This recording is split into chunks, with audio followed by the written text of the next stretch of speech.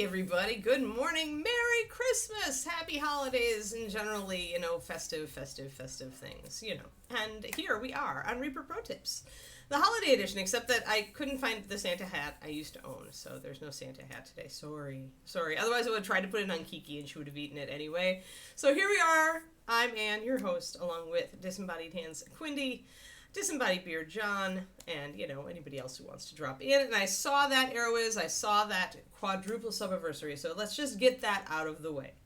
Quadruple subiversary, quadruple subiversary, quadruple subiversary, happy quadruple subiversary. There you go.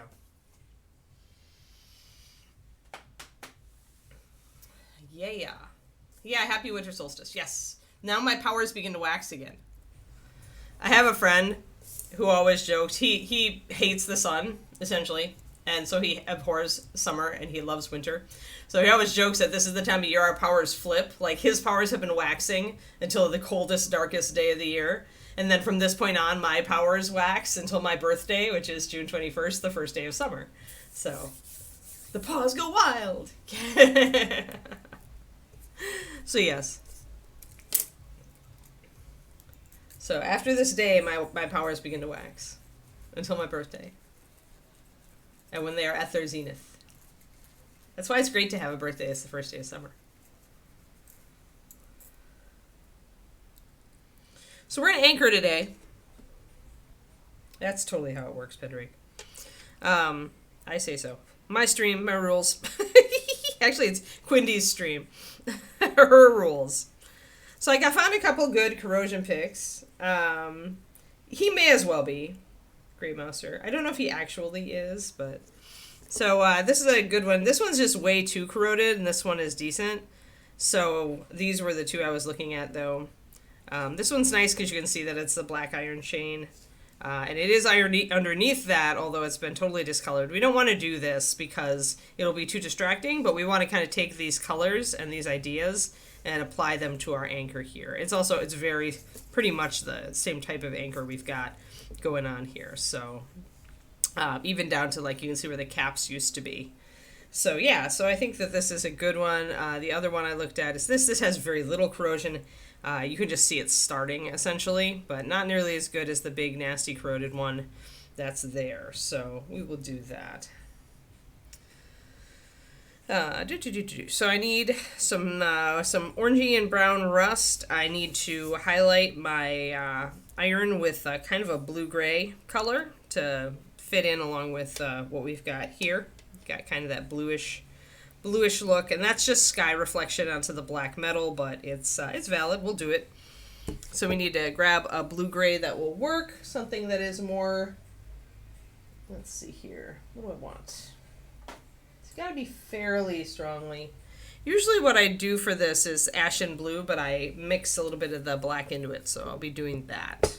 Ashen blue is my sky reflection color, and it's pretty much the MSP sky reflection color, you guys.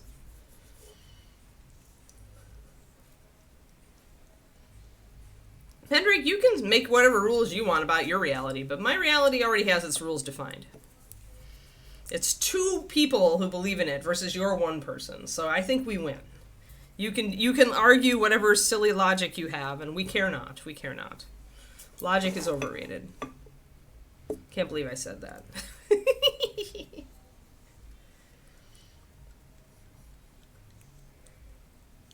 You should be making up daily arbitrary rules. That could be dangerous, Quindy.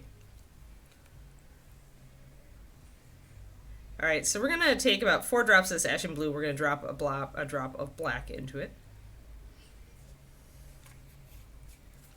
I think I technically used walnut for the anchor, which we could do. Yeah, it's going to be a little softer. I like it a little bit better, so we'll do that.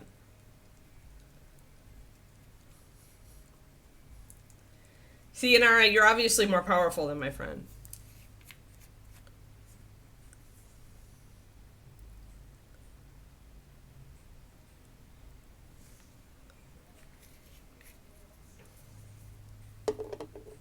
Oh, I need to really return my other brown liner to the other room so that I don't... So I have one in the other room. Otherwise I'll be like, where's my brown liner? And ask David if he stole it.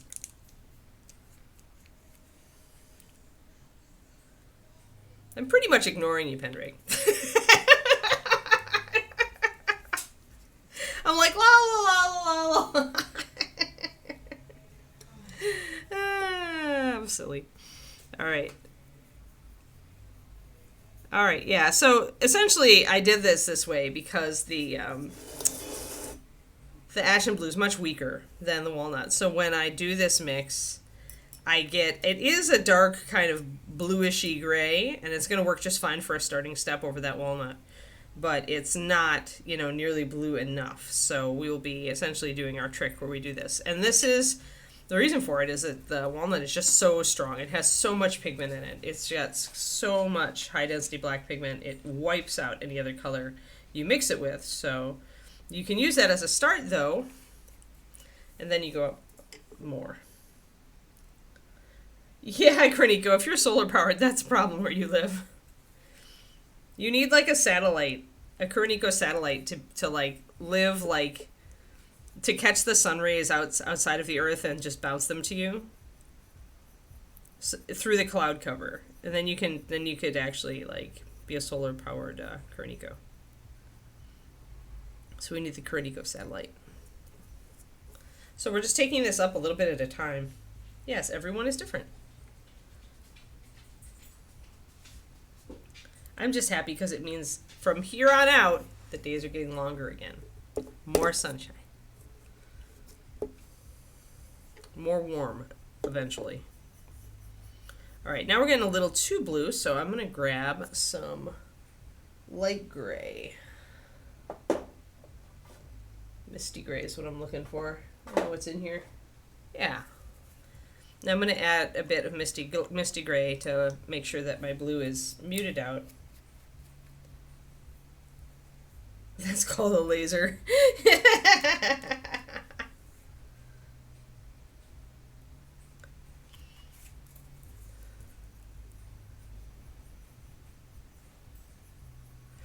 Kroniko, sun beams through the clouds, like lighting her up on the street. People are like, oh my god. And she's like, don't worry, that's my pet laser. We've named him Freddy. I'm very whimsical today. You'll just all have to forgive me. I am like far, far away in whimsical land because this is my last bit of work for the day. Well, more or less. I have videos to edit, should I care to.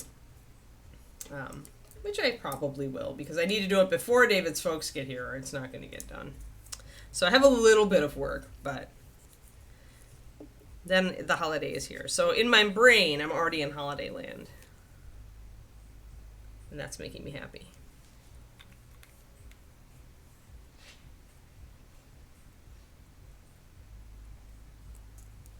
Yeah, whimsy is underrated. I agree. There needs to be more whimsy. So I'm going to do the highlights first, and then we're going to cover them up with Evil Rust. Because that just makes sense to do it that way. I am going to get a little bit of my base walnut as well, in case I need to touch up anything.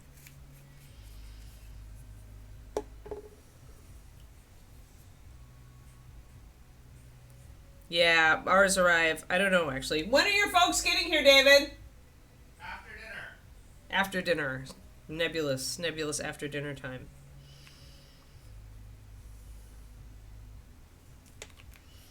That's all we know. All we know is after dinner. Could be 7. Could be 10. We have no idea. I would think that he would have a better grasp of it than that, considering how much he wants to play Path of Exile instead of, like, you know, not playing Path of Exile, but apparently...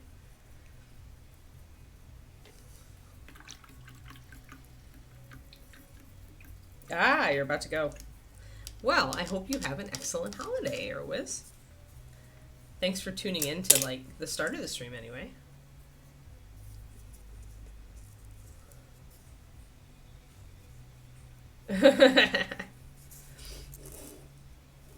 I guess it's Schrodinger's dahlias at this point, Kroniko. It's Schrodinger's dahlias. At least it's not Schrodinger's cat. Like, that would be worse. Ah, it's his parents. Yes. Well, it's his parents, but, I mean, he could text them and find out their ETA, right? At this point, they have an ETA.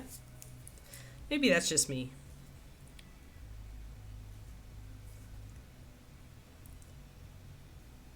See, that's what I would be doing. I would be like, so what's your ETA? Or my mother would have already texted me, as in fact she did when they visited earlier this month, to tell me when their ETA would be, so that we would know.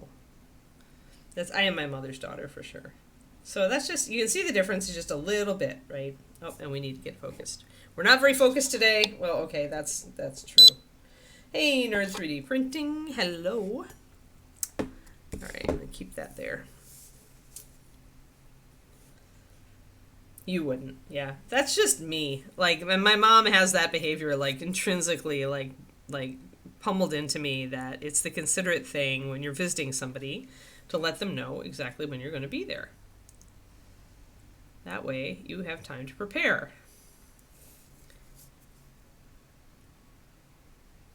Although we should be prepared by before dinner, since really we just need to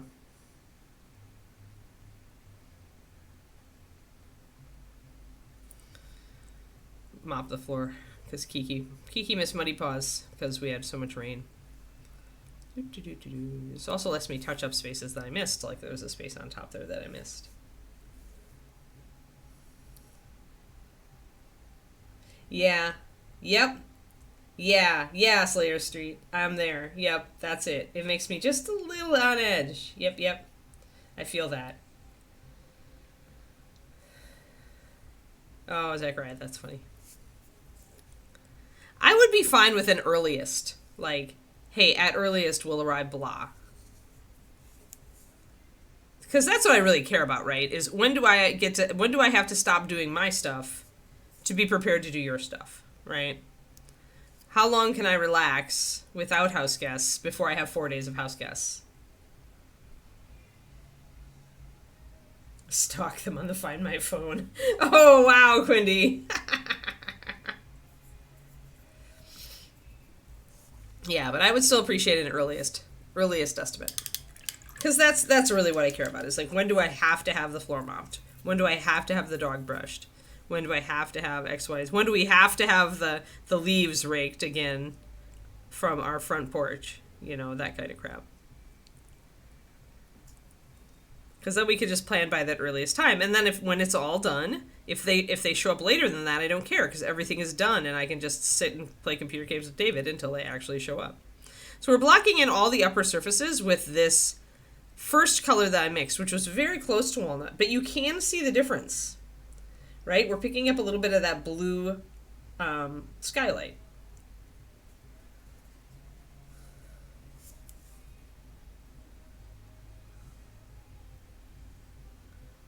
No, I think that's beyond pragmatic to paranoid. Not that paranoia is a bad thing. Guess it depends on your parents.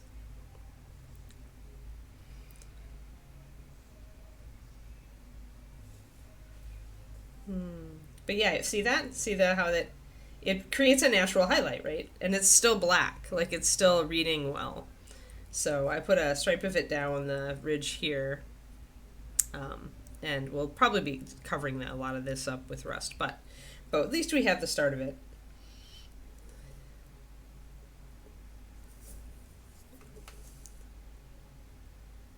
I don't know. Stalking them with my phone would just feel weird. I'm not on their family plan, so David and I have our own plan. So I couldn't do it anyway, but although he did have my husband did have a very useful suggestion this morning, because I lost my earbuds, and he's like, you can use the find my device thing on your iPhone to find those. And I'm like, which would be great, because then it would tell me if they're actually in the house or if I dropped them somewhere on the walk with Kiki. All right. So we just want that suggestion of lighter color, and then I'm going to actually go up just a little bit more on some areas. I want to get the flat sides of this bolt too. So we're kind of doing the whole, if it's facing upwards, we're making it a shade lighter consistently. And then we're going to use our lighter colors just for a little bit of edging, some really, really top highlights, that kind of thing. Usually called stalking. Exactly! That's what I feel in our... Oh, yeah. Oh, yeah, if they do it to you, Quindy, it's fair play. Oh, no, no, yeah, that's not kosher. No, that's not good. I would put my foot down. My parents would get a talking to on that one. there's like like I guess there's like checking in, then there's privacy invasion, and it's like that would flip my switch there. That's just me though. Everybody different.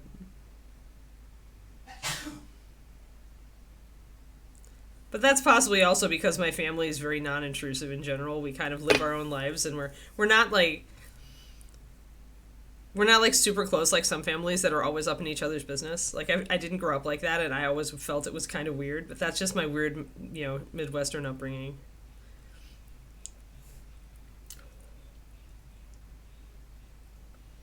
Yeah, my arrow was up. Yeah, nerd 3D printing. This is all Reaper miniatures, nerd. So I paint Reaper's stuff all on this stream every weekday, except of course we are off Monday and Tuesday this coming week because holiday. But yeah, so we do a bunch of different models. So right now we're working on Vampire Barbarian guy, who is almost done, and we just finished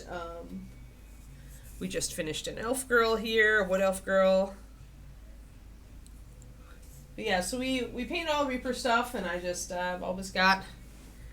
we've got a 6 model rotation, so I'm painting something different every day, and then we just go through and we loop around until we finish models.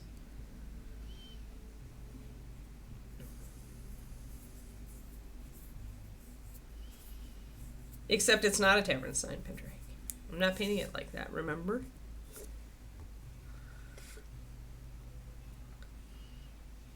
No, I'm doing some corrosion.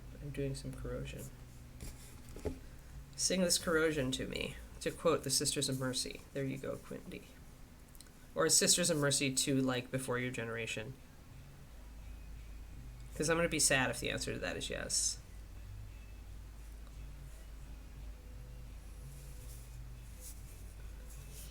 Yeah, the leaf cloak was fun to do. Yeah, I pay no phone bill. I can handle a little light stocking. I'm not actually putting this one in a reality, Pendrake. I am able to paint this model entirely outside of any given reality. It's my superpower today. I wanted to paint it like it was a real mermaid, and if she has a weird, like, magical banner by her feet, then she has a weird magical banner by her feet. But as far as I'm concerned, she's not signage.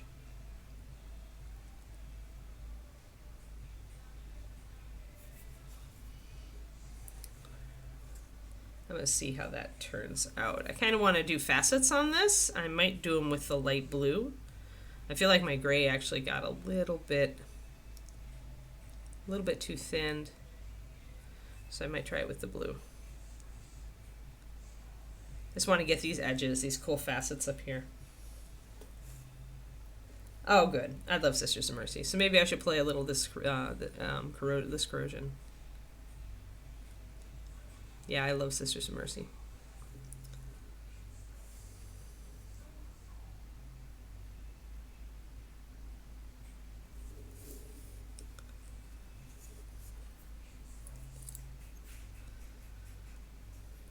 Yeah, I've gone a little bit too thin. Like, I can't get really... I'm getting real soft lines here, which is not bad, but it's not quite what I wanted, but I can layer a little bit with it, so I think I'm going to stick with it.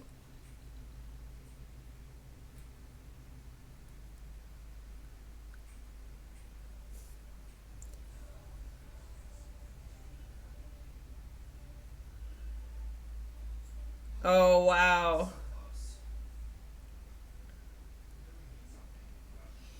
Yeah, I don't know. I mean, it depends, right? It depends. That's sort of like surveillance stuff when you've got kids. I mean, it is it's like, yeah, where do you draw the line there between invasion of privacy and just trying to protect your kids from doing something really not good? But I don't know. I think I would have had a real problem with that as a kid. Like, that would have been a huge trust breach for me. Because I got a lot of privacy as a kid. I got quite a bit.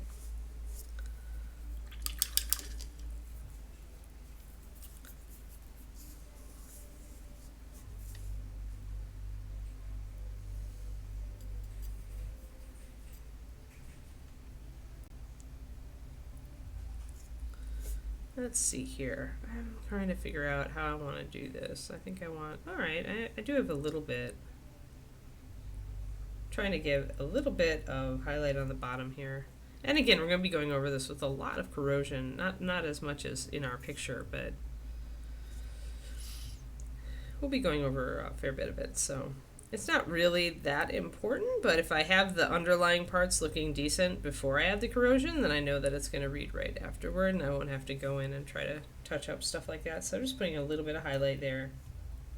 I should drill this out, really. But right now that sounds like such a pain in the butt. I should have done it before if I was going to do it.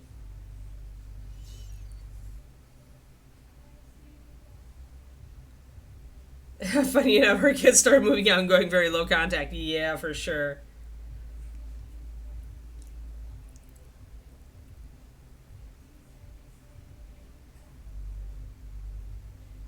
Yeah, it's just not healthy.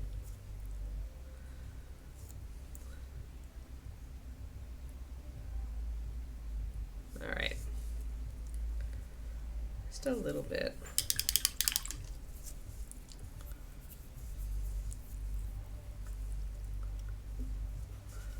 I think I want just a tiny bit more opacity to this blue color, and that means I'm going to add another little bit of misty gray, and I may add it to this other one as well. And I don't mind so much if I have some blotchiness here, by the way, in these highlights and stuff that I'm putting on, because this actually would help. It actually helps with the corrosion bits. Like, so having kind of a little bit of blotchy surface or something can be something I then work off of with the corrosion effect. It's not a downside when you know you're just going to be adding some rust.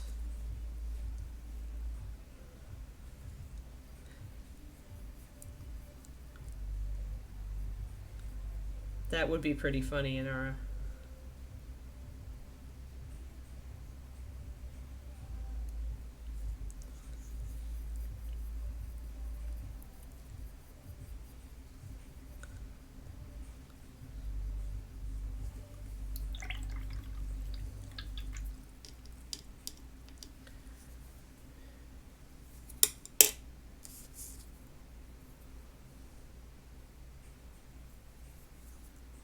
Yeah, me too.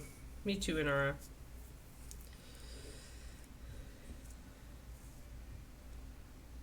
But yeah, kids these days, they don't have it easy.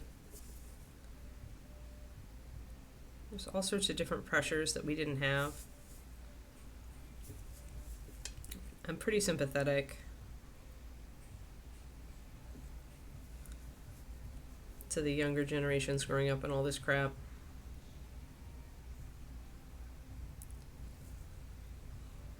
So now I've got slightly stronger so I can really edge a lot more, get a lot stronger of a highlight there.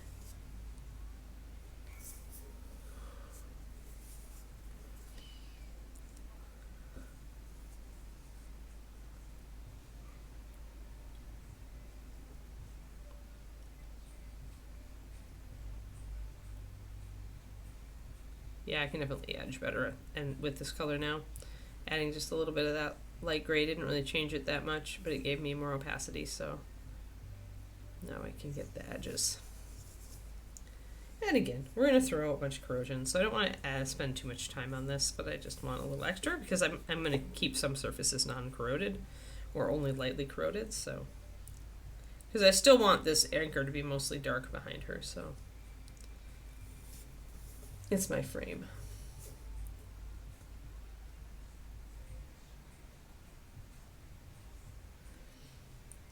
Very OCD, Zachariah. No one cares. Just paint the mini. Paint the mini. I've come to terms with that a long time ago. Mostly because I used to get actual masters from companies on occasion to paint. You know, the temptation is to keep the master. But yeah, not worth it.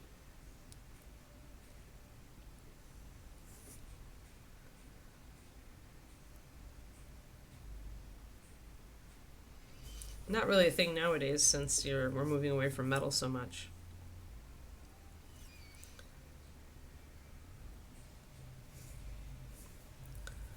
Masters don't really like exist or mean much. 2 dragons at a time.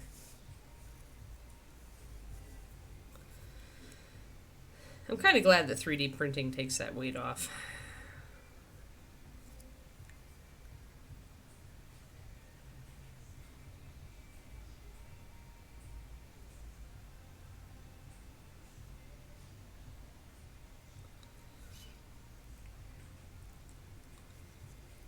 Might need to 3D print a little bit over the weekend. I don't know. I'll have to throw that by David.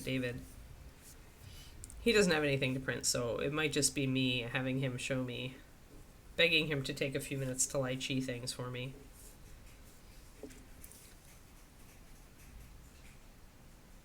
I probably should just learn to use lychee myself at this point.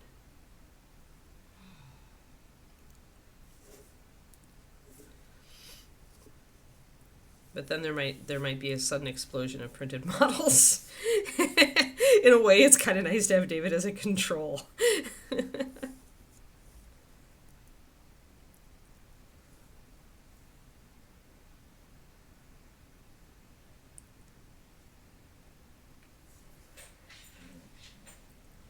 Oh, Kiki says, grumble, grumble, grumble.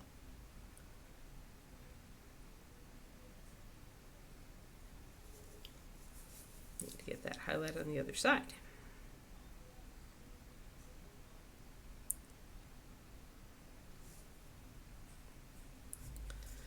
But yeah, I figure over the holidays is a good time to print. So we're just hanging out with the relatives.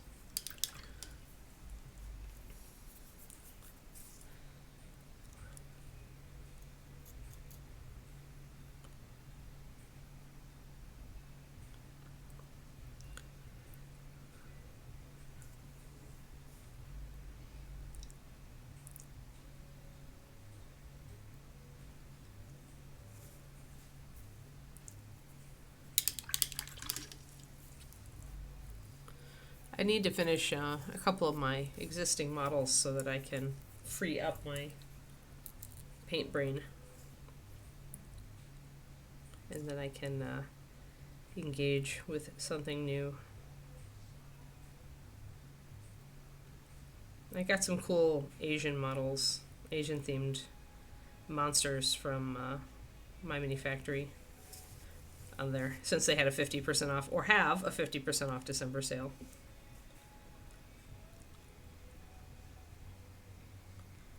Yeah, Kuro, it's pretty good you don't have a printer. There's so many dragons out there. So many.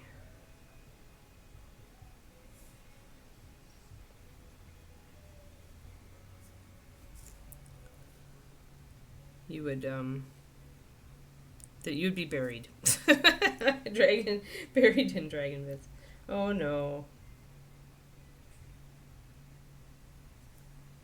You need to just get a storage locker at this point, Kuro. Like, only leave your Reaper bones on top of your desk or where SSC can get them. Get a storage locker for everything you care about. Put the mini back in the storage locker and replace the top of the desk with a bones that you don't care about. At this point, you should know the cat's going to do it. So now we have to take steps. It's like a weapons locker, but for minis. Yeah, there's so many good dragons. Should I show you? Hold on. Let's feed the Kuro. This is the one that I picked up.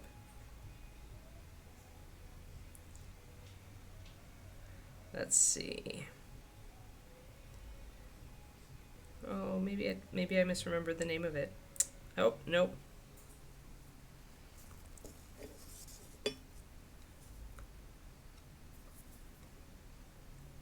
It's a cool Asian dragon. Whoop. He's neat. I like him lots. He's just snaky enough. Neato Fritos.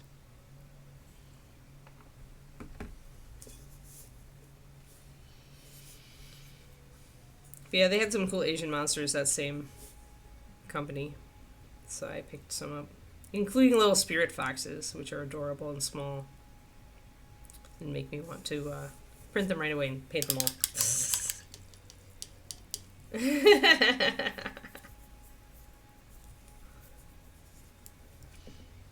Merry Christmas, Twisted Oma. We're whimsical today. We're not concerned with reality on this stream today.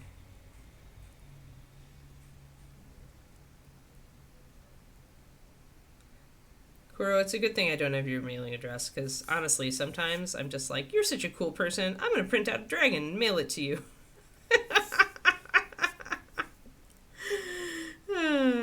Dearie me.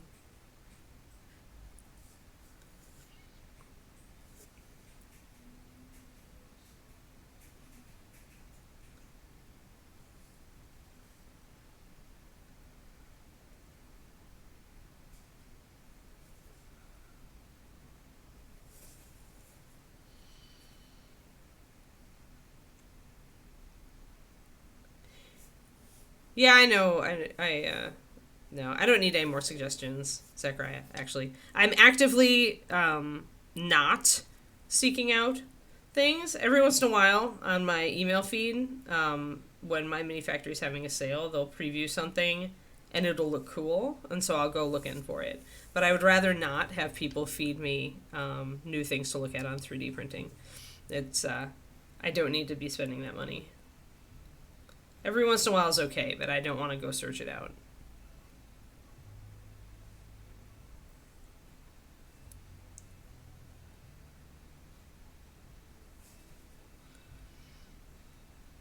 Appreciate the offer, though.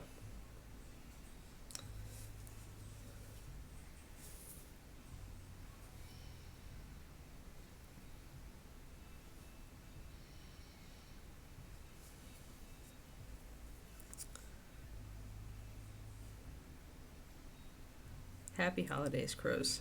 Whatever holiday you want to celebrate, including Festivus.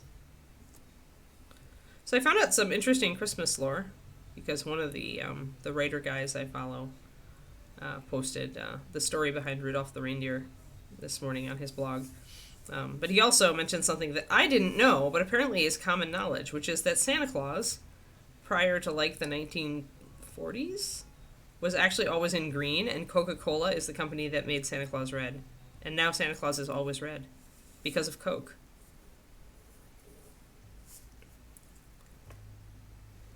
Because apparently people just like red better than green, which is kind of duh, really, if you think about it.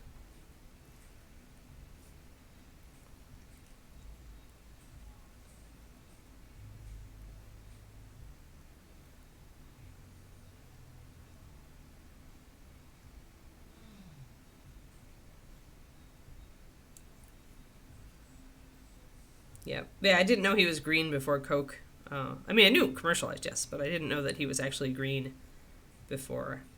I knew there were versions of Father Christmas that were green, like in Europe and stuff. But yeah, American Santa, completely redified by Coca-Cola.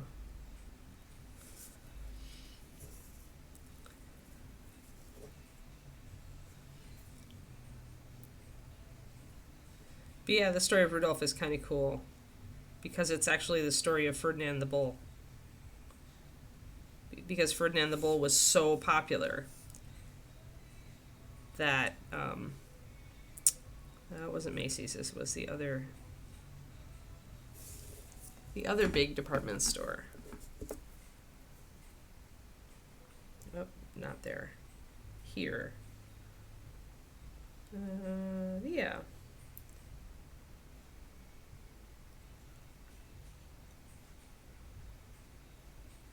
Montgomery Ward. Montgomery Ward wanted a free children's book to give out at Christmas, and they wanted a character just like Ferdinand, because Ferdinand was huge at that point.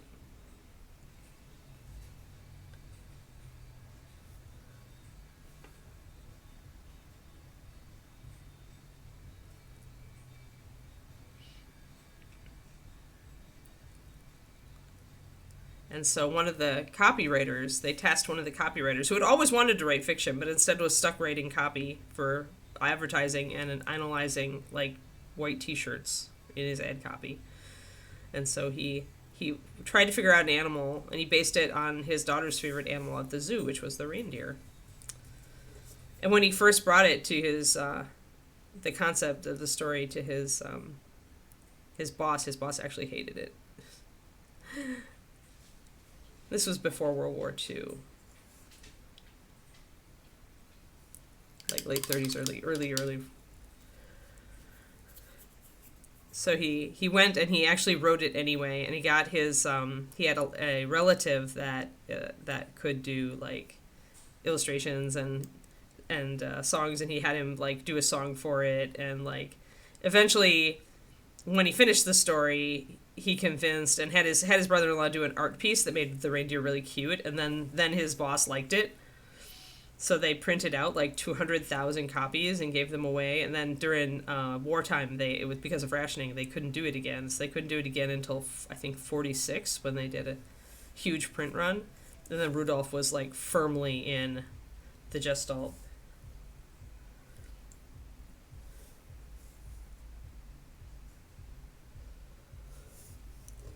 Right, the song was actually composed by the guy who created Rudolph's brother-in-law. And then, it ended up being sung by all sorts of famous people.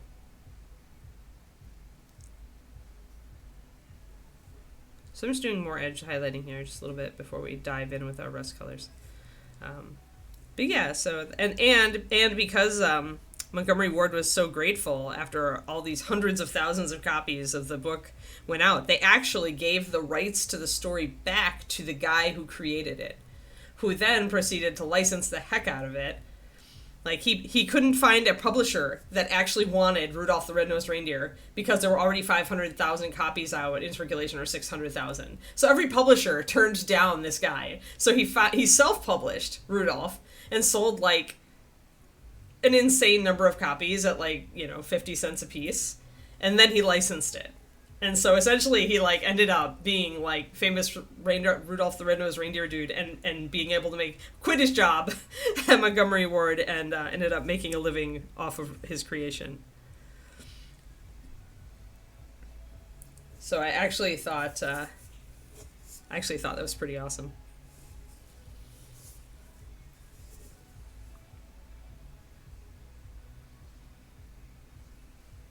Pretty cool story. Alrighty, so we've got some nice edge lining on there. We can see the details. That's good. Now we're going to cover them all up with rust. Oh, I forgot the front.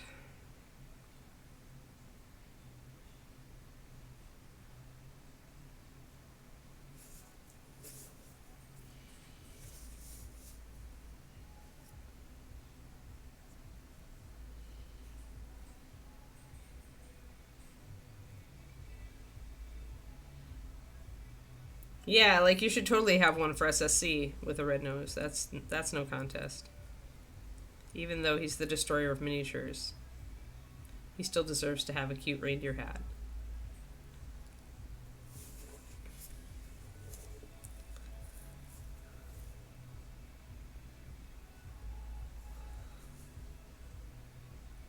Alrighty, yeah, we'll just go with that, I think.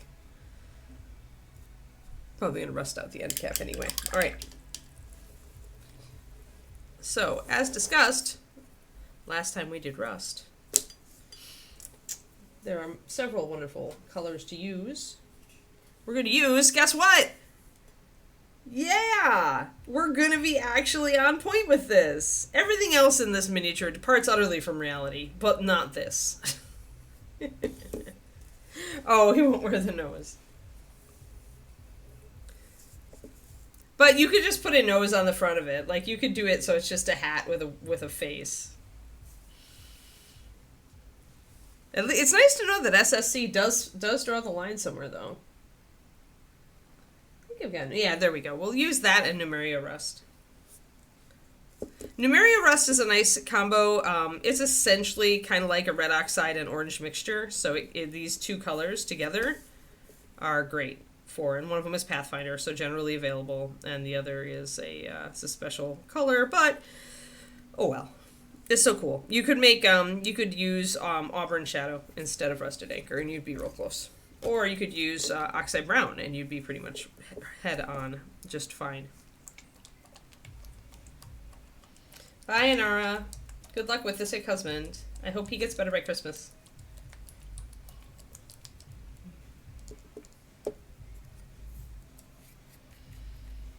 So we're going to start out with our Rusted Anchor, and we're going to do some nice big patches.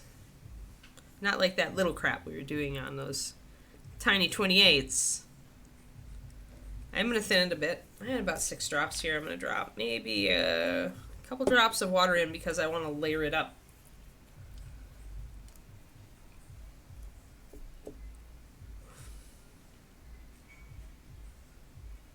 There we go. And I think I want a bigger brush. Or at least one with a thicker point so I can do bigger blobs. So we'll switch to the Series 7 Miniature, which is the wedge-shaped brush that's got a fatter body and a quicker taper. And let me get my mixing brush.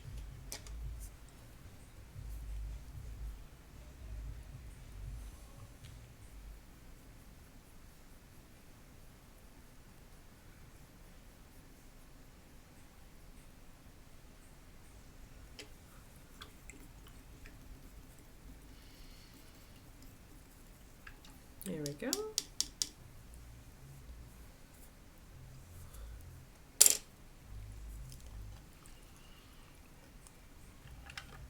And let's take a look at our anchor reference.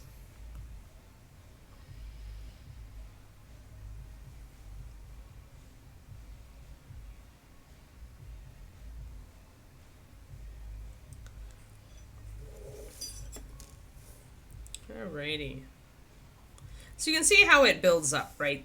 You've got definitely darker rust, and you've got brighter rust where it's really thickly caked. The white stuff is actually a chemical reaction with something that the anchor was treated with. So, and you've got some like boiled up, like flaky. This is goop. This is just plain old goop. But we're going to start with these darker patches of rust that then grow into the lighter patches. But usually it starts out with the brown. And then where it thickens, where it scales up, that's where you get the orange. Yep, crusty.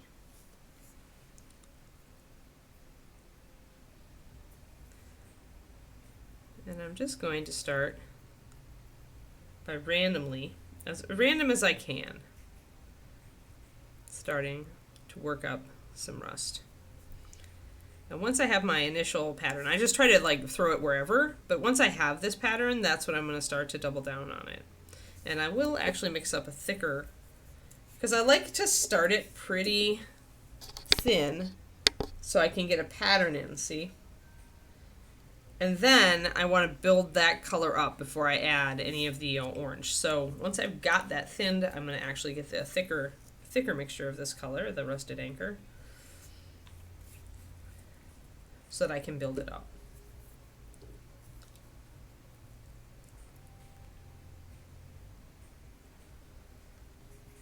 Oh yeah, no, tinsel's not good for the kitties. They love it, but they'll eat it. We don't even do tinsel on our tree. Not for Kiki, we just don't bother. Our tree has lights and ornaments. We're all good.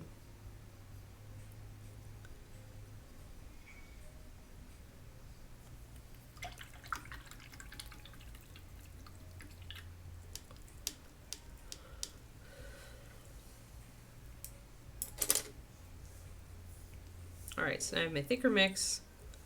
I can take the spots that I've started, and now I can bring them up. And here we don't care if the paint is so thick that you get texture, because it should have texture. So this is why a lot of people will use weathering powders for rust, because they can actually build up that 3D cakiness that rust has much easier. So we're bringing that up.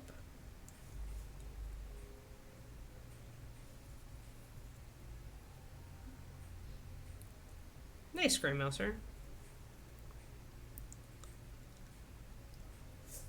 ideally you make a little bit more than a slight profit for it to be very sustainable.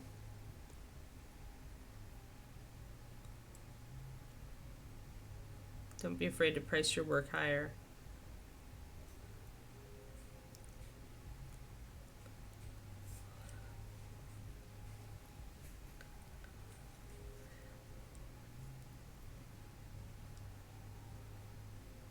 Yeah, try to make these shapes really quite random so that they can be convincing as rust.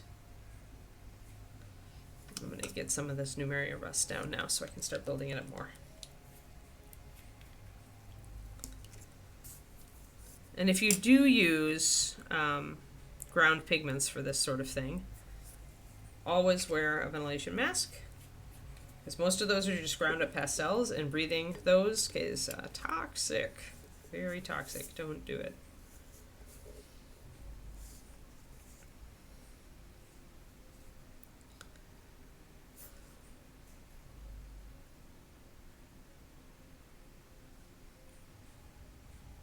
So at the larger areas of rust, I can bring in this orange.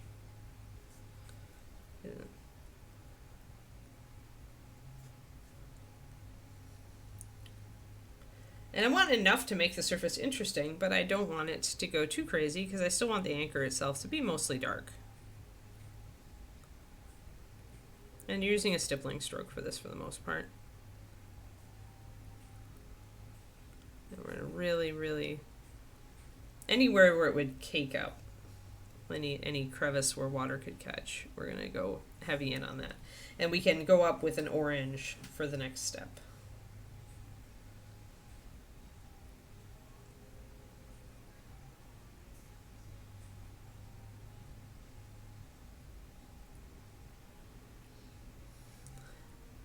Yeah, just always figure your hourly that you want to make when you're selling paint jobs.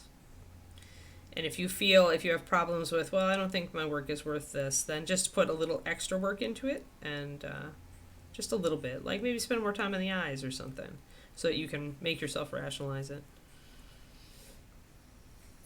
So let me get orange. I want to bring this up and really see it. So Explosion or Sunrise is my typical choice for this. Explosion is nice because it has a little bit of red oxide in it. That's 9219.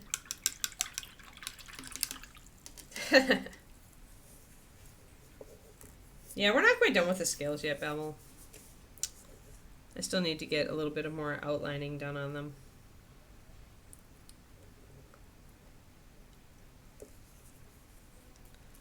But I want to do anchors today. Good to see you, Richard.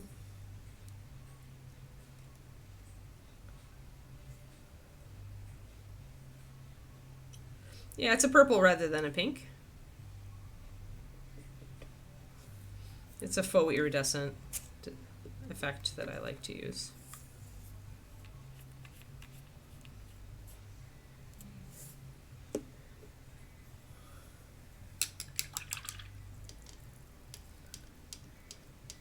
Ah, I see.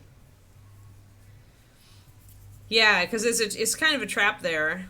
Because it can be a really good side gig to sell paint and sell minis, but you can also, if you don't charge enough, you can get burned out really fast. You should be doing all this work and not getting a lot for it. So just be aware. I always try to caution people, even when it's just a hobby, because you're going to get into that mindset where the thing is you're selling it, so people are going to get used to what your work is worth, quote unquote, right? So even though you may think, oh, if I was doing this, if I did this more seriously, I would raise my prices, people are not necessarily going to go with you on that. So it's best to kind of put some thought into how much you really want to make, especially with big models like dragons, and charge close to that up front. Oh, I'm off camera. Sorry. Adding in some bright orange. Now here, as I mentioned yesterday, and I didn't do it today, but I'm about to do it, grabbing some white or off-white to bring that orange a bit more opaque and wash it out just a little bit. I'm going to toss a drop of Osirian sand in. Hey, Mac Attack. Oh, I've got to sing. Hold on. Got to put the brush down.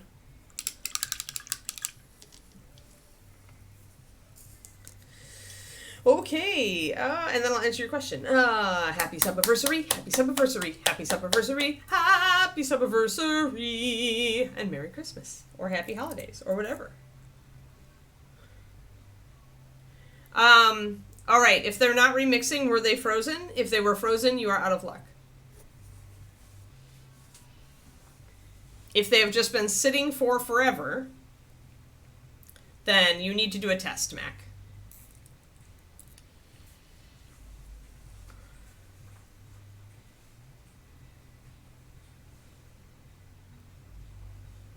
Sitting for forever. Yeah, you may still be out of luck. The thing that you need to do is open up the top, take like the butt end of a brush, and kind of shove it into the plug of resin that's on the bottom.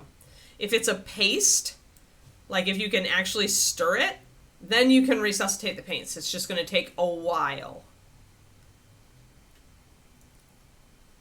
But if you poke it and it's like plastic and none of it will actually like stick on the butt of your brush, it's done. It's gone. You can't bring it back.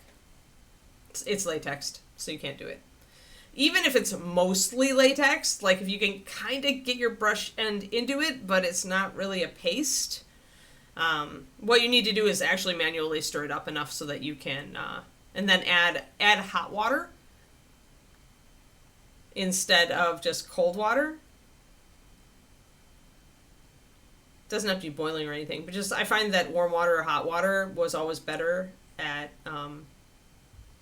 working with that. And then essentially stir that water in as much as you can. Maybe put a couple of extra agitators in it if you have some, and then shake the bejeebus out of it or put it in a vortex mixer. But that's your test. Is when you stick the butt of a brush in there, can you get any of that solidified layer?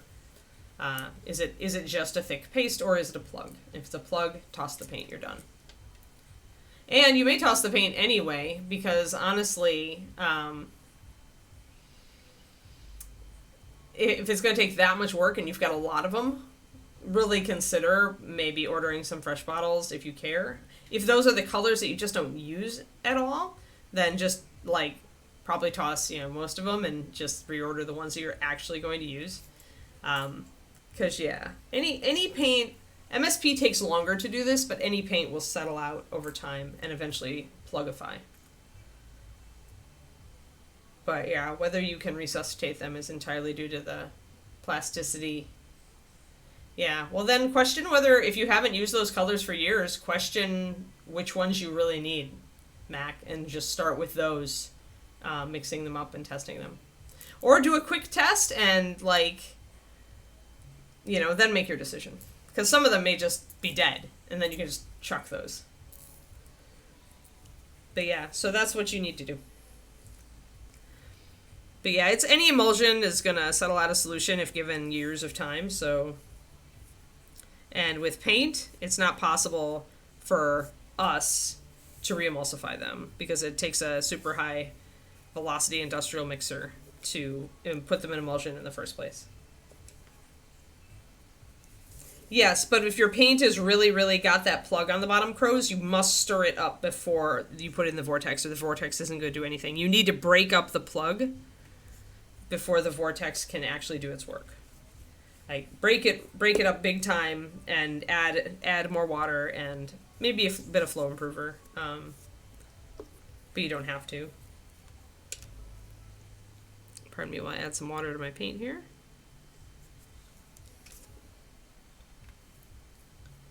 Some of them may be okay, Korinico, but they're probably dead. I mean, better to just open them, check, and chuck them, and get them out of your house if they're dead.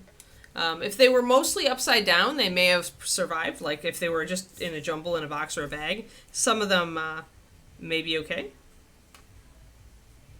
I mean, I still have hex paints that are good. I just store them upside down, and I add water to them every time I open them to make sure they're still okay. Alright, just wanted to get my paint done here.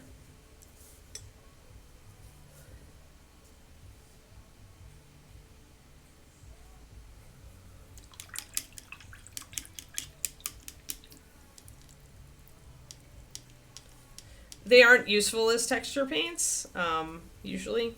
Like if you can use them as texture paints, then they are able to be resuscitated fully.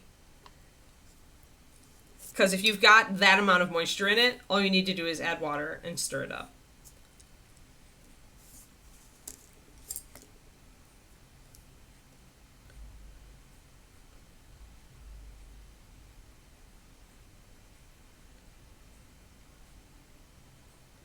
Reaper has a giant paint set that is like every paint in the like core ranges, and then every paint in the bones range. They come in caddies that they're not like all in one huge box. They're in several boxes together. So you can get like the first 108, and then the next 108, and stuff like that. It's a big line. Alright, so I added a little bit of Osirian sand to this orange to bring it up. That looks better. Needs to be not so bright. So that's pretty good. Alright, cool. We'll keep going with this. Do a little less probably in some of these upward facing areas. Just mostly get. Don't want to go whole hog, like I said. Want to pretty much preserve some of this.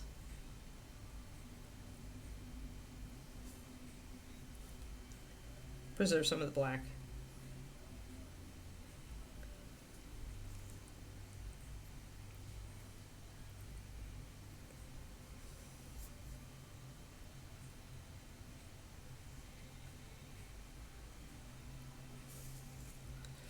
And we'll do a little bit on the upper surfaces, but a little bit less.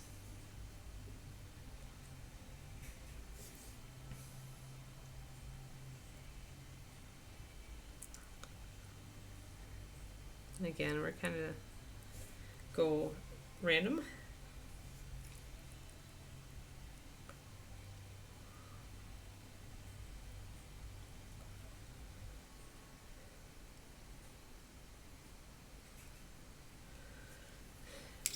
Yeah, always look at the bright side.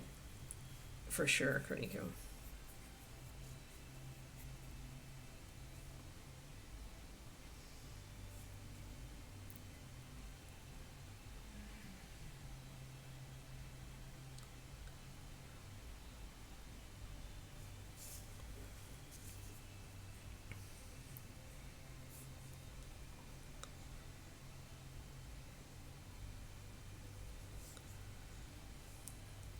So again, kind of bringing up like where the water would pool and there would be caked up rust.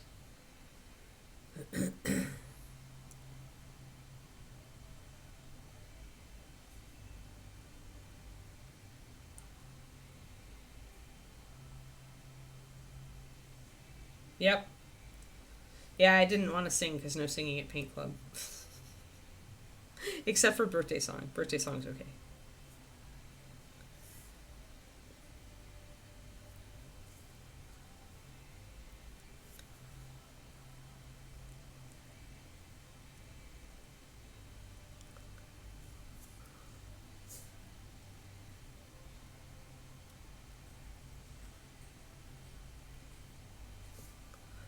Alrighty.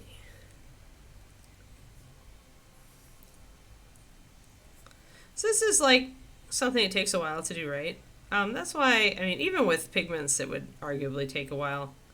Maybe it would be faster than this because you would be building up big blocks of pigment.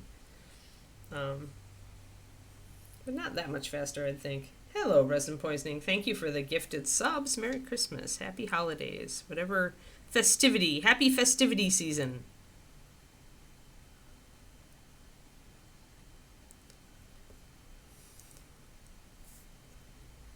We're getting rusted.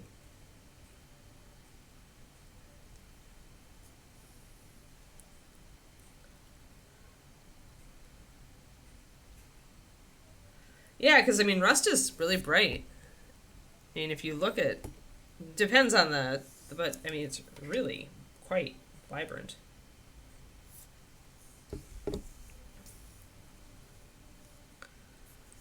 Yeah, if you don't take it up to that orange, you just don't make it. It just tends not to look that right unless you're doing a really light corrosion, Richard.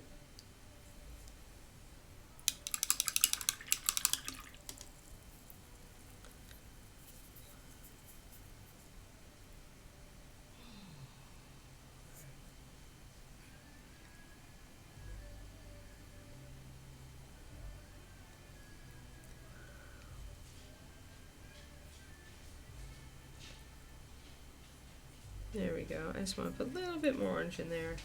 Here and there. Yeah, go get Daddy. That's his alarm, Papa. That's his stop playing computer games and go do something useful alarm.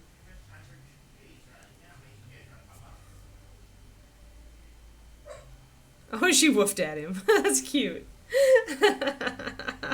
Good girl, Kiki. Good girl.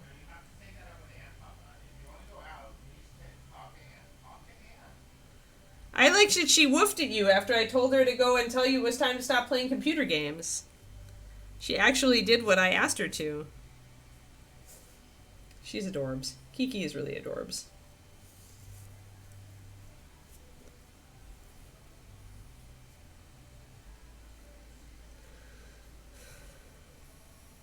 Yeah. Alright, well let's try to do this on this backside now. We'll start with our brown, and we'll do it all, since we have this whole big surface here, let's do the whole thing. JC. Well, we have to get ready for David's parents to arrive later today, so there's definitely a to-do list for us, other than playing computer games today, sadly. So again, just stipple, make it as crazy and wild as you can, and then work from that. You don't want to make it symmetrical with rust, right? And the most you want to, like, plan it is to make sure that you've got your rust gathering up in these cracks and crevices. But now that I've got that first kind of layer in there and I can see where I put it, I can follow that as a pattern and bring it up.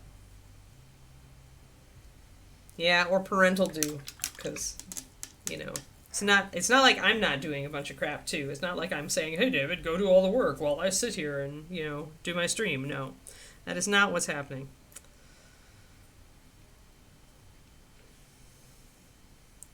So yes, I also have things to do before the parental units arrive.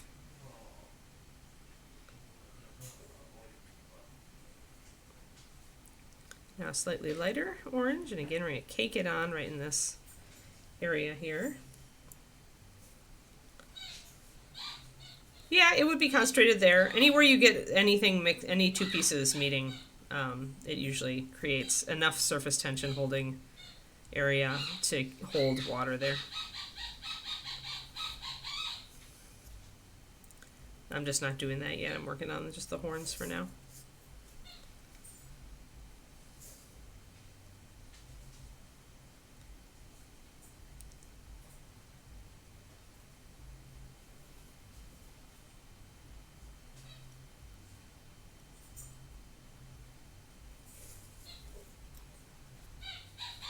Yep, it is indeed a squeaky toy.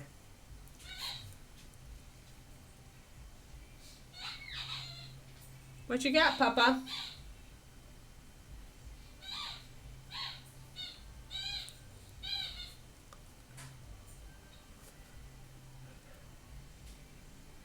Oh, I think they're playing.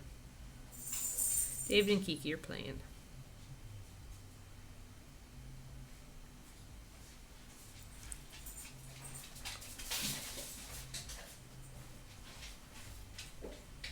And every once in a while you want to cross that line to make sure that you get a little bit of breaking that line. It's more natural.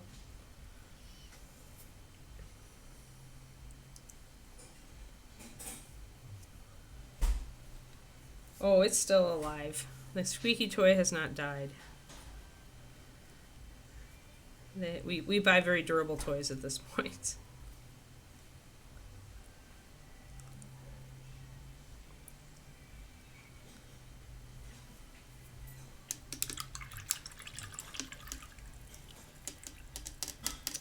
And we'll fade out that a little bit, that line. Although the line is showing it much bolder than it actually is, so maybe not. Yeah, pretty much, Medicine. That's it. That's it. But that is Kiki's eternal, like, Daddy is for playing games with. Daddy is for playing with toys. She loves how he plays tug. She does not like how I play tug. So when she wants to play, she goes to him. Unless she's really desperate. If he's not there and she's really desperate, she'll come to me. But she doesn't like how I play tug. Like, she does not like playing tug with me.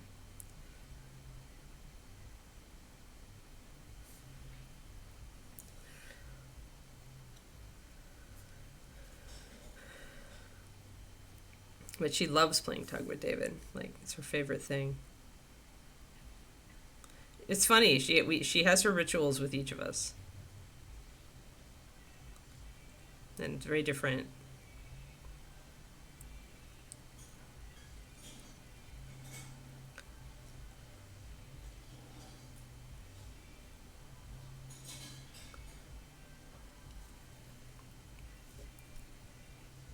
If you ever go a little bit over the top with the orange, remember you can always bring your brown back in too.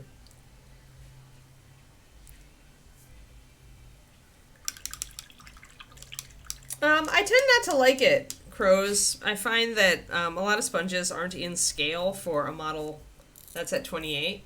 And I like to control it a little more than that. Like, you could use it to stipple the first pattern, maybe, but you don't have any control. So it's like, if you do that, then you want to do it on something big. Like, people who use like sponges tend to be using them on bigger pieces of, like, not 28 millimeter. So for a bigger model, sure. Like, if you're working on the big Iron Maiden with the big anchor, then you can absolutely go to town with something like that. Just always remember, like, what's in scale, what's not in scale. I always have, with small pieces like this, I always have a better result with just manually stippling it. I mean, the sponge saves you a little bit of time in the first stage, but you still have to go back then and lighten those areas up. Because if you just use 3 different colors and you sponge, they're not going to be targeted. I don't think it gives as good of an effect. And it depends really what your goal is, though. If you just want something on there and you don't really care if it looks realistic, you just want the idea, then sure.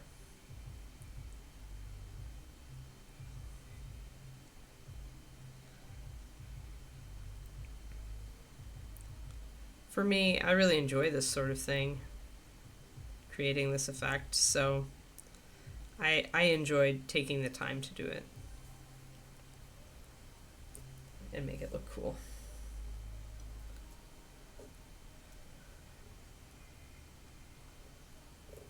Yeah, it's useful for larger things. Yeah, and learning to do the random kind of stipple that I do is like, it just takes time, just like. And it's not like if I looked at this and thought, oh, I overdid it, it's not like I couldn't take my initial walnut color and stipple that back in to fix it. It would be a super fast fix.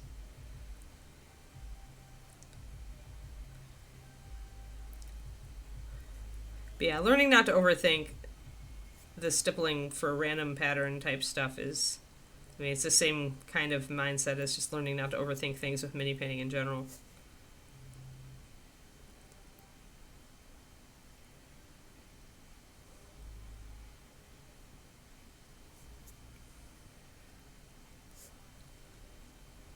Overthinking is like if mini painters were a nation, overthinking things would be our national hobby, our national sport.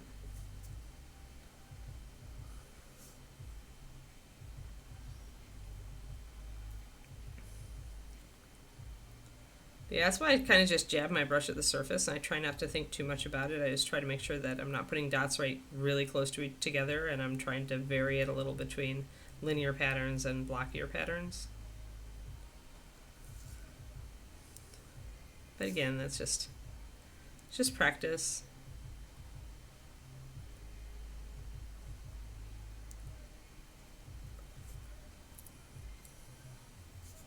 Like, these 3 dots are a little bit too regular, so that's easy to fix.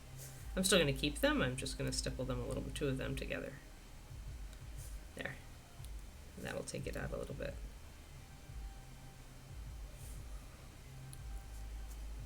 Then I can disguise it again. by bringing in a little bit more of the bright orange right in here. Taking one of those dots out.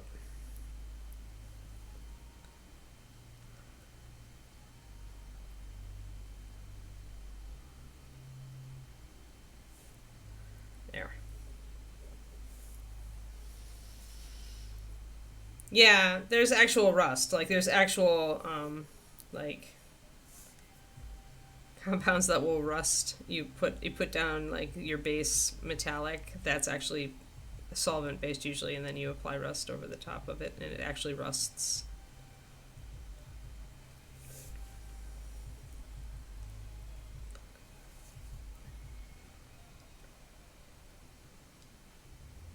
But it's looking cool. I like it.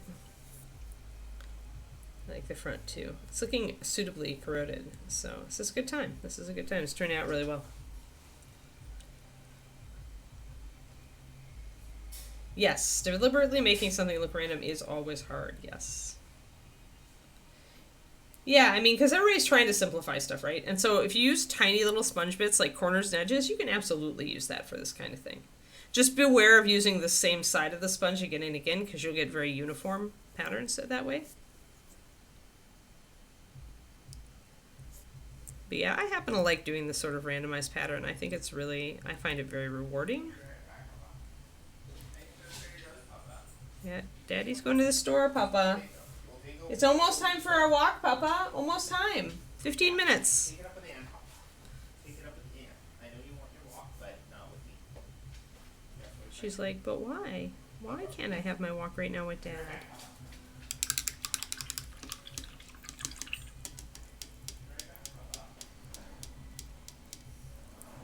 That is the benefit of like doing the same technique but on different miniatures, right? Pros is that maybe the way that I do it on a particular miniature finally like clicks in your head.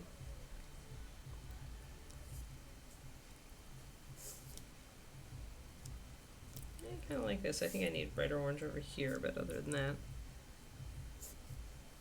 Kiki's like, Daddy left. He had to go to the grocery store, Bubba.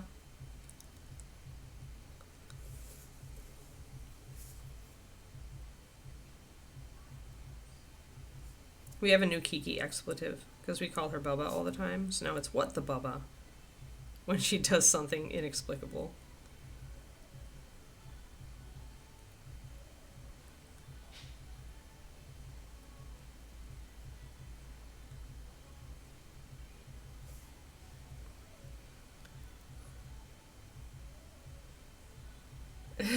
Yes, this is not. I'll back up Nico, Richard. This stream we established earlier has no basis in reality. So poo to you and your facts and science. That's what we're saying today. It's the holiday season.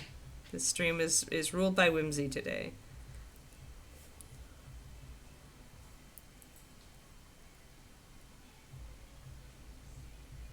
Right, Kiki? She's like, I'm ignoring you. Daddy left. I'm sad. I'm so bereft. So bereft of Daddy. That looks good.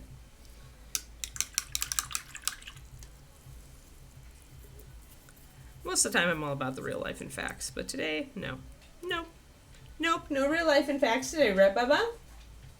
She's like, no, I'm leaving you. I'm walking into the other room to check if Daddy is magically back somehow. He left the music on, didn't he, Keeks?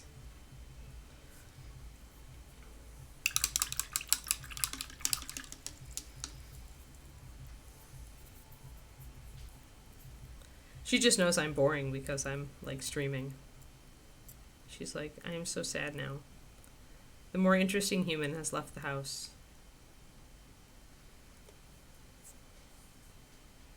Yeah. Am I the least interesting human, Papa? Am I the least interesting? I am? Oh.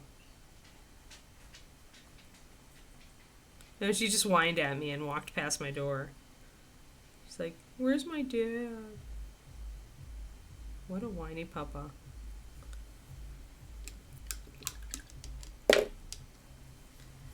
Yeah, likely. Likely, Grey Monster.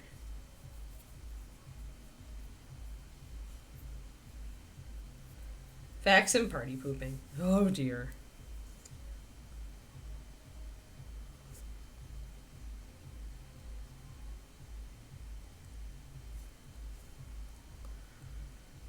So Richard, for the new book, Richard and Zachariah are both in chat, and Turgeon might be. Is Turgeon in chat or no? I don't think they are.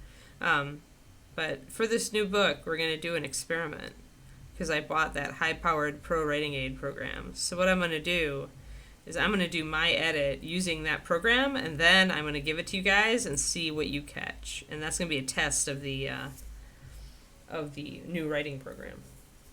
Yeah, because this thing is supposed to catch. Like, it's supposed to catch spelling errors, improper usage, and like things like words used incorrectly where you think where it should be one word but you accidentally type a different word, which normal spell checkers won't catch. But it's supposed to catch that stuff. So this will be fun with this new book to test and see how good it really is, right?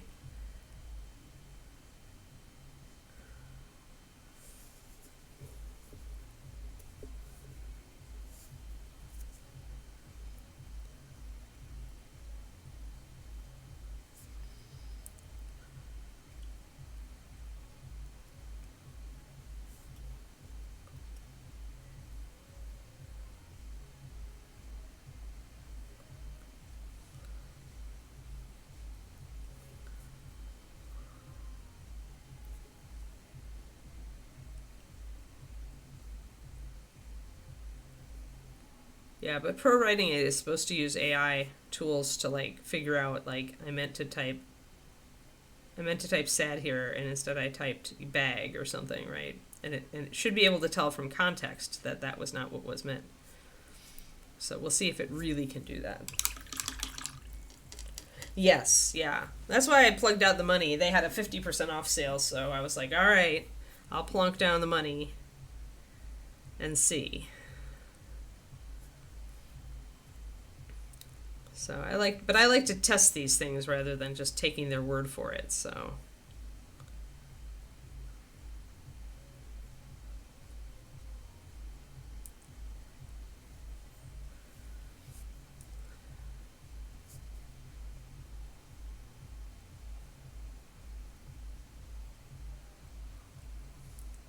And it's supposed to be the industry standard as far as editing programs, so.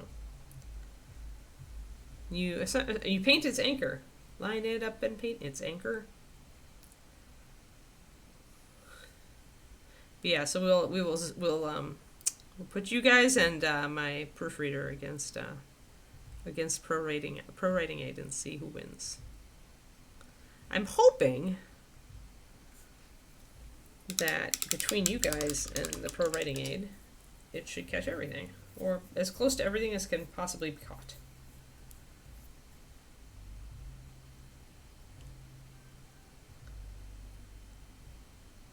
Oh, yeah. That is pretty evil. Although, it's been done. If you like Agatha Christie, and you like a lot of other great writers from that time, like Dorothy Sayers, and I think even the guy who used to write Nero Wolfe and the classic detective age, the British detectives, there is a book that they all wrote together. And they pretty much wrote it by one of them started and then handed it to the next one, and they wrote the next chapter, and then the next one wrote the next chapter, and they did not collaborate at all. They just got what had already been written, read over it, and put in what they would do for the next chapter. And then at the end, each of them wrote their idea for the ending of the story. And it is, I can look it up, it's super fun. You can decide whose ending you like the best. It'll be on my Kindle. 1 second. This is, and it's. I like Agatha Christie a lot. You know, the classic British. Let me see. Where are we?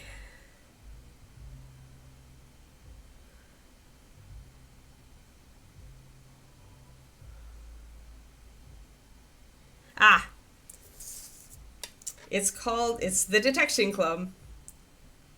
And it's like 12 well-known mystery writers. and it's the Floating Admiral. And they talk about, there's a foreword, I believe, in there that talks about how they wrote it. But it was a lot of fun. It was a lot of fun, and I loved reading all of the different, like, everybody had a different solution, and every solution turned on different facts, right? So, yeah. Bye, Crowley. Happy holidays.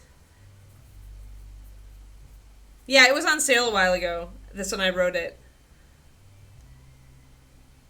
But yeah, you should totally.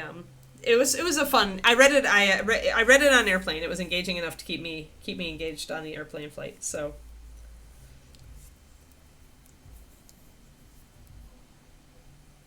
Yeah, every once in a while, creative people will try that. But I think that book really, the fact that it was every chapter was really interesting, and you can see the writing style. Like, you can see each writer's style to some point, and the things that they focus on, right, and the details that they choose to use. It's really fun. So yeah, if you like British mysteries, pick up The Floating Admiral. It's probably not too expensive because obviously it was, published ages ago.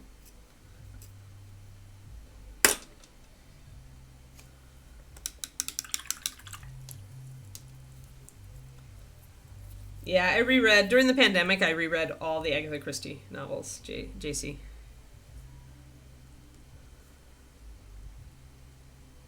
I became a big fan when I was a kid. And I had a bunch of her books.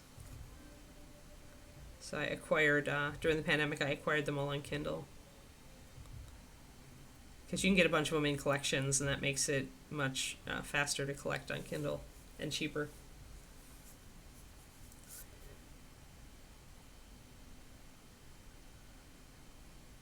Yeah, that was a good pandemic thing to do.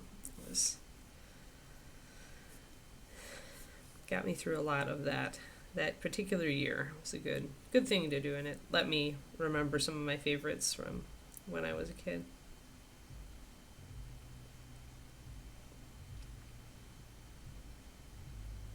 And if you haven't ever read Dorothy Sayers and her Lord Peter Wimsey series, you must. She's another amazing British author from that era.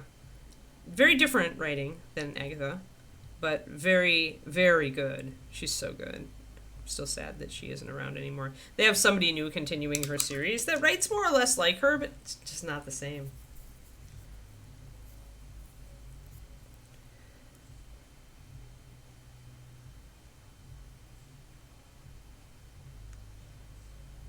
No idea, Zachariah. I haven't looked for any others.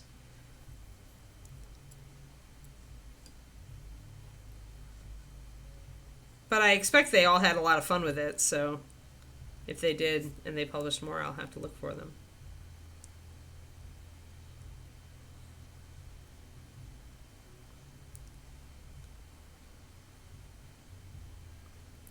Yeah, Kiki totally has given up on me. She's like, you're not going to do anything until your silly stream is over. And I am sulking, and I am not going to come and make an appearance because my daddy is gone. So now we've got a little bit too symmetrical here through the middle, I think. I'll mess it up. There we go. Nice. Nice, Sturgeon. Oh, you are on. Good. I hadn't seen you a lot, so that's why when I was talking about using Pro Writing Aid and then seeing what you guys could catch after it went over the latest book. I didn't know if you were on.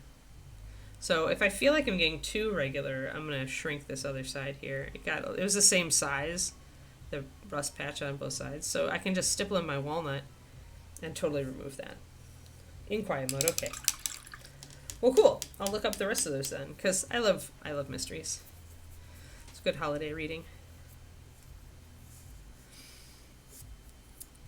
I'm thinking of actually springing for a writing coach this coming year to keep me on track. And I could have used the advice when I was struggling through my lull and struggling with my latest books. I would have gotten out of there a lot faster. But I'm debating because it's expensive. Pretty sure I know which coach I would use, but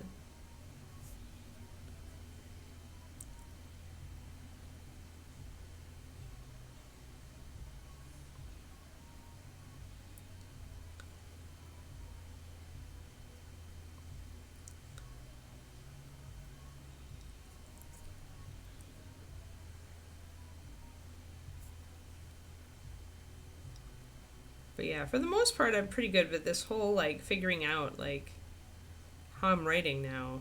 Like, these fresh books, they have their own challenges. And every once in a while, I feel like I could use a little help. I want to make a nice big blob up here.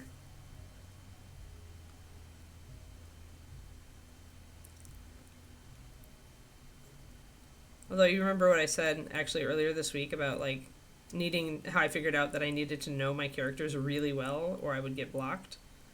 Well, then I was reading the email from my favorite writing coach. The latest email is all about, like, different strengths and how they get blocked. And sure enough, my two of my top strengths, number 5 and number 6, both get blocked if they don't know the characters well enough. If they don't know the character's motivation well enough, then you can't write it. It was very silly. I was like, well, geez. That's why I said, like, if I would have had a coach, an actual coach that I was meeting with once a month, they would have totally spotted that for me.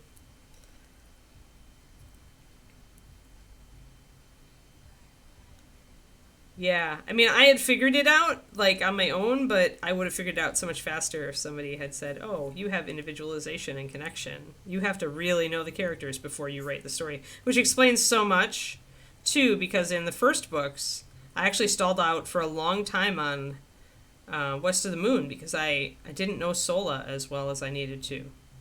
Like, because she was the character that was almost, like, directly based on the original fairy tale, albeit slightly different. I hadn't, like, gotten a grasp on her as a real person, and so it actually helped me up for a while with a nice big bright spot of rust up there. But yeah, so maybe it's time for me to work with a coach a bit while I'm figuring this crap out. I tend to be a very solo operator, and so, but there are definitely times where that doesn't serve me, and so that's why I'm considering this time doing a bit of coaching.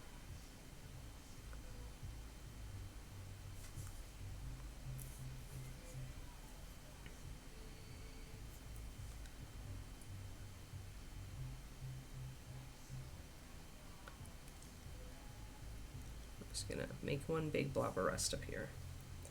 A little less on the other side.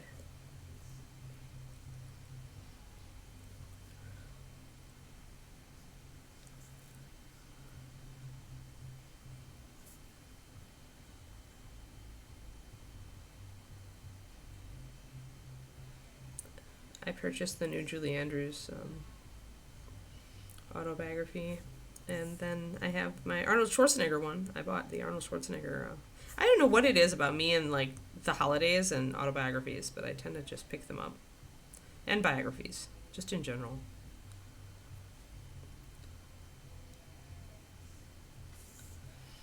There, just a little less over there than over here.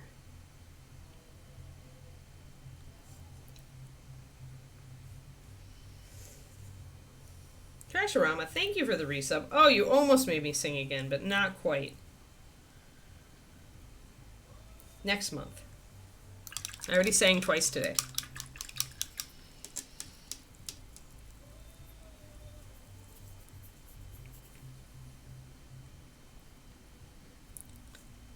Yeah, I like figuring out how people tick, and I like learning different people's, like, perspectives on, like, success and like how they got where they got. So I think that's why I like autobiographies so much. And a good biography is sometimes as good. Somebody who's really into the subject and has done their work.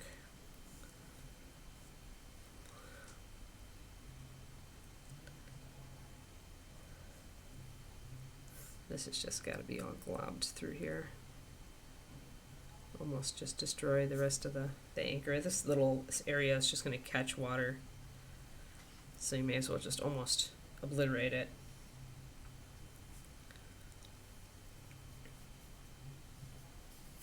Oh, we are definitely at time. I just noticed it had suddenly become 10 after. Well, at least we have that kind of blocked in. So we managed to get a lot of the rust done. We didn't get the front parts here, but we did get the front part over here. And then we've got the back. So let's zoom out and get a feel for it. It looks great. It looks really good, actually. Now I'm going to have to do more weathering on the wood down here to make it look as good. And on the front, it's there, but it's subdued. And of course, we'll be doing more up on these areas. But that's what I wanted. I still wanted it to be a dark frame for her, so only when you look close, then you see the rust. So kind of like that Easter egg thing that I like to do. Oh, Carnico.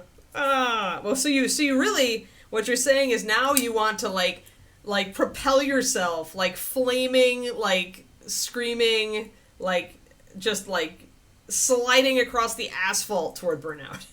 That's what you're doing right now. That is what you are doing. There's your image. Carnico on fire, screaming and sliding across the asphalt toward a giant billboard that says burnout.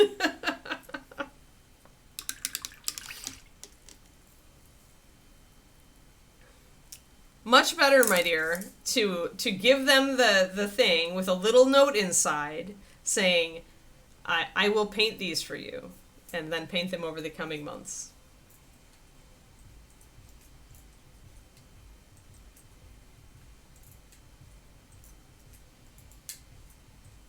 I want you to take a break and just knit for like a week. Maybe 2.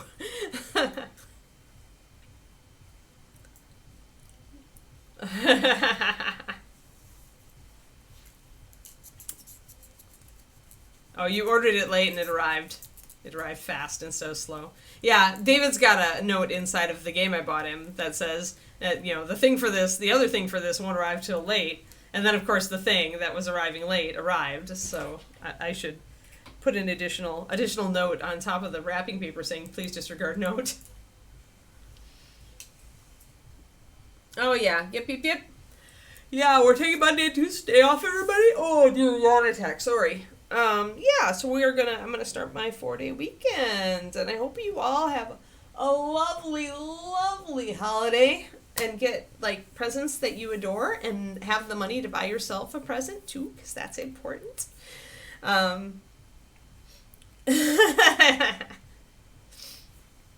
Yes, much. Thank you, Turgeon. Yeah, you too.